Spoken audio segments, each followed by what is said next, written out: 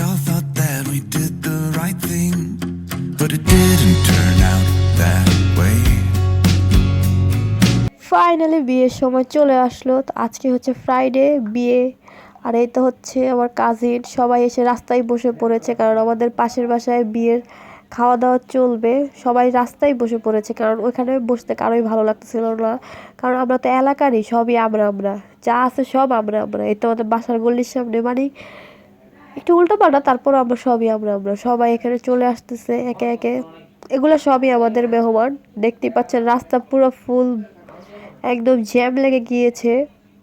আর আমাদের অবস্থা এত খারাপ ছিল, যেমন আমার আম্মু অসুস্থ তেমন আমার তো কতদিন ধরে অবস্থা খারাপ। এখন আমার নাক বন্ধ, আমি হসপিটালে এই নিয়ে 2 দিন গেলাম আমার ঠান্ডা জ্বর নিয়ে।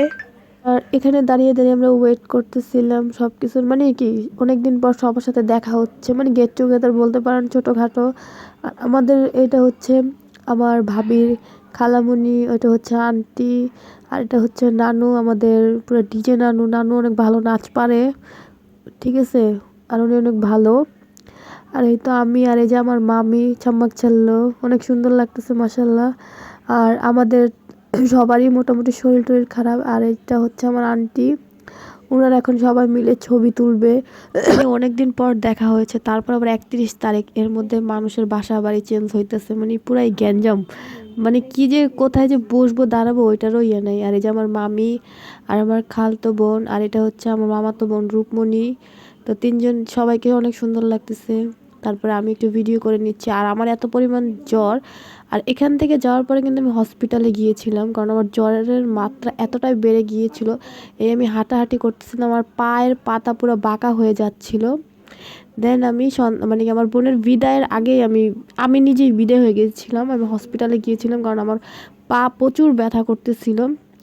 আর এরা হচ্ছে টুইন্স, তারা কিন্তু অনেক মডেল, আপনারা কিন্তু খেয়াল করে দেখতে পারবেন অনেক টিকটকে, তারপর অনেক পেজে ওনারা ফটো সেশন করে, এই দুই বোন। তো ওরাও আমাদের কাজিনই হয়। আর এই যে আমার বোন নিচে নামলো, ও সাজগুজ করে এসেছে, ওরও অনেক সুন্দর লাগতেছিল। আর আমার সবই মোটামুটি চলে আসতেছে। আর কি বলবো, আমার আম্মু এই যে, আর এটা হচ্ছে আমার ভাইয়ের বন্ধু, মানে সবই আমরা আমরা। আর আমার ভাইয়ের বন্ধুরা, আমার ভাইয়েরা অনেক কাজ করছে, যেটা সত্যি কথা, ওদেরকে অনেক অ্যাপ্রিসিয়েট করা দরকার।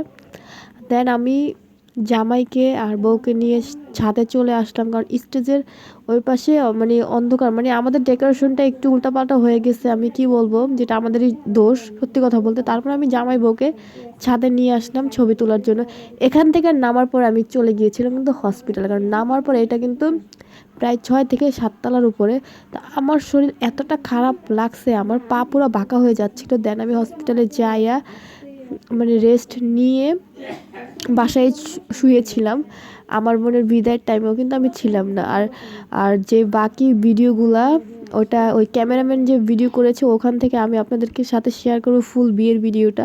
আর জাস্ট আমি এতটুকু করেছিলাম, অতটুকুই আপনাদেরকে দেখালাম, কারণ হচ্ছে যে আপনাদেরকে হলুদের ভিডিওটা দেখাইছি, এখন বিয়েরটা যদি ছোটোখাটো না দেখায় তাহলে কেমন দেখায় না।